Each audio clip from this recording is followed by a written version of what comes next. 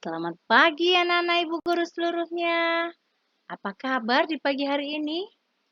Mudah-mudahan semua dalam keadaan baik dan sehat-sehat ya nak.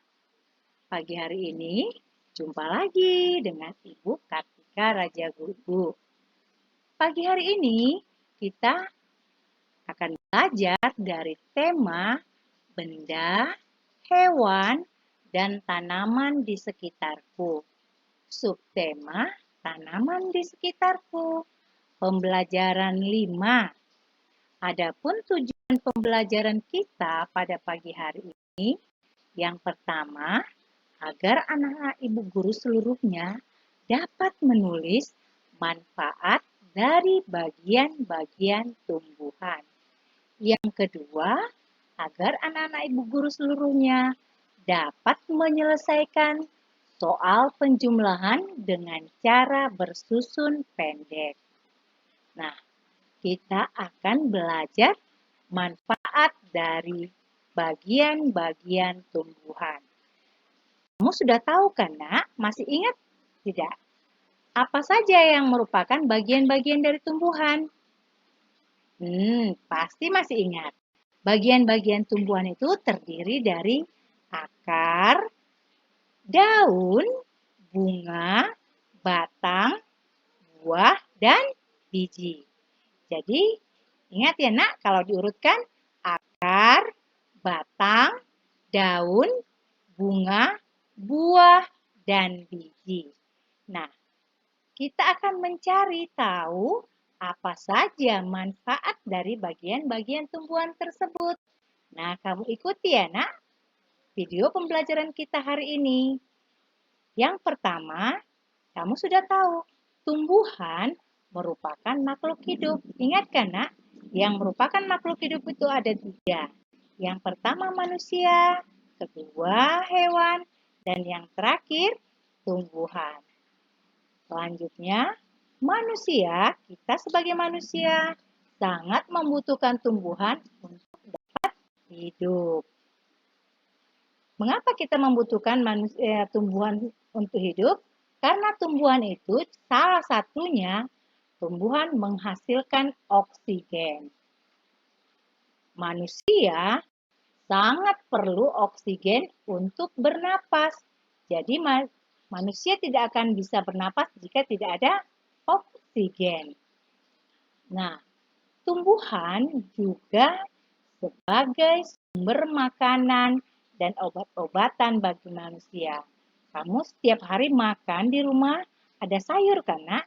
Nah, sayur itu berasal dari tumbuhan. Kamu juga kadang minum jus apel, jus tomat. Nah, itu semua berasal dari tumbuhan. Jadi tumbuhan merupakan sumber makanan dan obat-obatan bagi manusia. Selanjutnya, kita akan belajar bagian-bagian tumbuhan yang dimanfaatkan bijinya. Ingat ya nak, bijinya. Yang pertama, kamu lihat. Ayo, siapa yang tahu? Nah, itu adalah gambar padi ya. Padi setelah diolah menjadi yang putih gambar apa? Beras. Beras dimasak menjadi nasi, benar.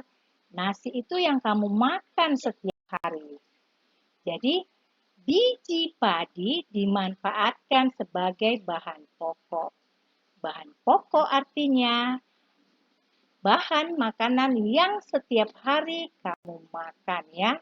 Bahan pokok artinya yang paling penting kamu makan setiap hari. Itu dia. Ini gambar apa? Nah, pasti juga tahu. Benar. Ini adalah jagung. Nah, jagung ini, biji jagung dimanfaatkan juga untuk makanan pokok. Sebagian masyarakat Indonesia, makanan pokoknya berasal dari jagung. Tapi kita di Medan, makanan pokok kita adalah beras. Beras diolah dimasak menjadi nasi. Benar. Jadi contoh tanaman yang dimanfaatkan bijinya adalah Benar, yang pertama padi, yang kedua jagung, dan masih banyak. Nanti kamu cari sendiri ya, anak-anak ibu guru seluruhnya. Selanjutnya, kita akan mencari tumbuhan yang dimanfaatkan buahnya. Nah, apa saja itu? Nah, pasti kamu kenal. Ini adalah buah mangga. Buah mangga dimanfaatkan sebagai sumber makanan yang mengandung vitamin. Jadi tumbuhan mangga yang dimanfaatkan adalah buahnya. Buahnya itu merupakan sumber vitamin, sumber makanan yang mengandung vitamin bagi manusia. Buah mangga yang matang rasanya manis, tapi buah mangga yang mentah rasanya asam. Selanjutnya apalagi anak ibu guru? Ini dia, barangkali kamu ada belum kenal ya. Ini namanya buah kapas. Tapi buah kapas bukan untuk dimakan ya anak-anak ibu guru. Bukan seperti mangga. Buat apa buah kapas? Nah, buah kapas ternyata dimanfaatkan sebagai bahan untuk membuat pakaian. Jadi pakaian yang kamu pakai sehari-hari, beberapa pakaian yang kamu pakai sehari-hari terbuat dari buah kapas. Nah, inilah contoh-contoh tumbuhan yang buahnya dimanfaatkan oleh manusia. Masih ada yang lain, buah durian itu juga sebagai sumber makanan dan buah-buah yang lain. Selanjutnya, nah, tumbuhan yang dimanfaatkan bunganya ya. Apa saja ya? Nah, pasti kamu kenal itu bunga apa? Benar, ini adalah bunga anggrek. Bunga anggrek ini dimanfaatkan manusia sebagai hiasan. Kalau ada pesta-pesta atau ada upacara-upacara tertentu, maka dirangkailah bunga anggrek sebagai hiasan. Contoh yang kedua, benar, ini adalah bunga melati. Ini juga dimanfaatkan manusia sebagai hiasan. Jadi tumbuhan anggrek dan melati yang dimanfaatkan adalah bunganya. Menjadi bunga anggrek, bunga melati. Bunga melati itu selalu berwarna putih dan baunya sangat harum.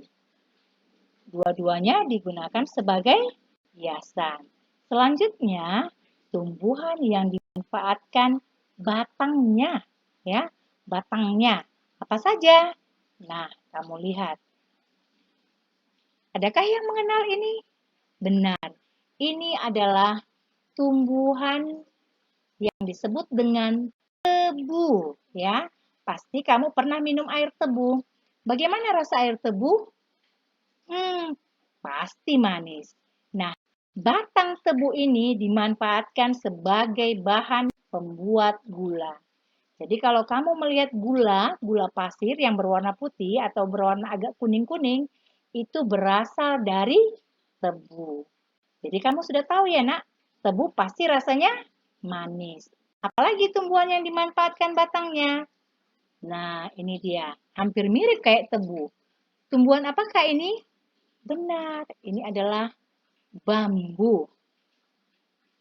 Batang bambu ini dimanfaatkan sebagai bahan bangunan.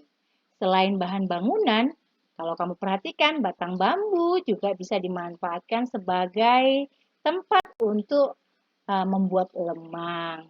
Atau batang bambu juga bisa digunakan sebagai permainan dalam olahraga yang baru kamu pelajari, yaitu olahraga apa nama ibu guru yang menggunakan bambu? Iya, lompat apa ya? Ibu guru juga lompat bambu ya, yang baru kamu pelajari pada pembelajaran berapa ya itu anak-anak ibu guru? Pada pembelajaran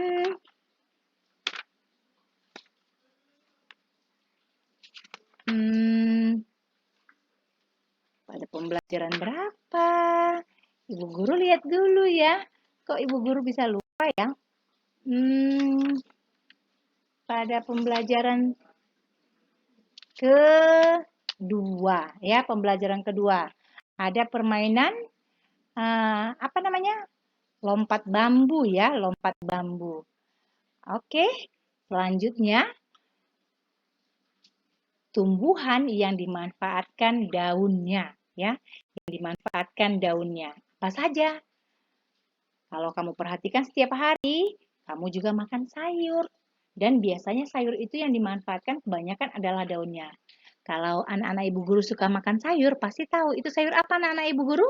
Benar, itu sayur bayam. Daun bayam, ya, daun bayam dimanfaatkan untuk bahan makanan. Karena daun bayam ini banyak mengandung vitamin yang berguna untuk tubuh. Selanjutnya, ini dia. Barangkali sebagian tidak kenal. Ini namanya daun sirih, ya, daun sirih.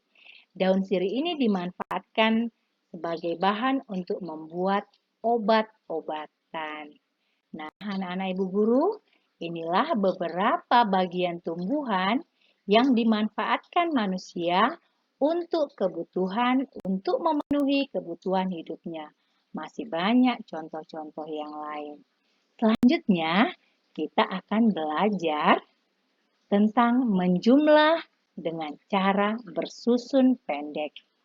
Ya, menjumlah dengan cara bersusun pendek. Kita ini tinggal mengulang. Kamu masih ingat kan anak-anak? Ketika ibu katakan kalau kita mengerjakan baik itu menjumlah, baik itu mengurang, kita harus mulai dari satuan. Nah, contoh kamu perhatikan. 46 ditambah 33. Lihat tanda tambah ya, jangan salah mengerjakannya. 46 ditambah 33. Kita kerjakan dari satuan ya. Kita kerjakan dari satuan. 46 satuannya 6, puluhannya 4. 33 satuannya 3, puluhannya 3. Kita mulai kerjakan satuan tambah satuan. 6 ditambah 3, 9. Benar. Puluhan. 4 ditambah 3, 7. Jadi 46 ditambah 33 sama dengan betul 79. Contoh berikutnya. Ya, contoh berikutnya. Yang kedua, 62 ditambah 25. Kita mulai dari satuan. 2 ditambah 5 sama dengan 7. Benar. 6 ditambah 2 sama dengan 8. Berarti 62 ditambah 25 sama dengan 87. Contoh yang terakhir. 55 ditambah 41. Mulai kita kerjakan dari satuan. 5 ditambah 1, 6. 5 ditambah 4, 9. Jadi 55 ditambah 41 sama dengan 96. Mudah kan anak-anak ibu guru? Memang kalau menjumlah dengan cara bersusun pendek lebih mudah, lebih simpel cara mengerjakannya. Tapi kamu harus teliti, ya. Dalam mengerjakan matematika, kita harus teliti. Nah, demikianlah anak-anak ibu guru. Ya, setelah pembelajaran ini selesai, ibu yakin anak-anak ibu guru seluruhnya sudah dapat menulis manfaat dari bagian-bagian tumbuhan. Yang kedua, anak-anak ibu guru sudah dapat mengerjakan soal penjumlahan dengan cara bersusun pendek. Oke, anak-anak ibu guru yang hebat, sampai di sini pembelajaran hari ini. Semoga anak-anak ibu guru seluruhnya dapat memahami pelajaran kita hari ini. Sampai jumpa pembelajaran besok. Salam sehat dari ibu guru. Dah.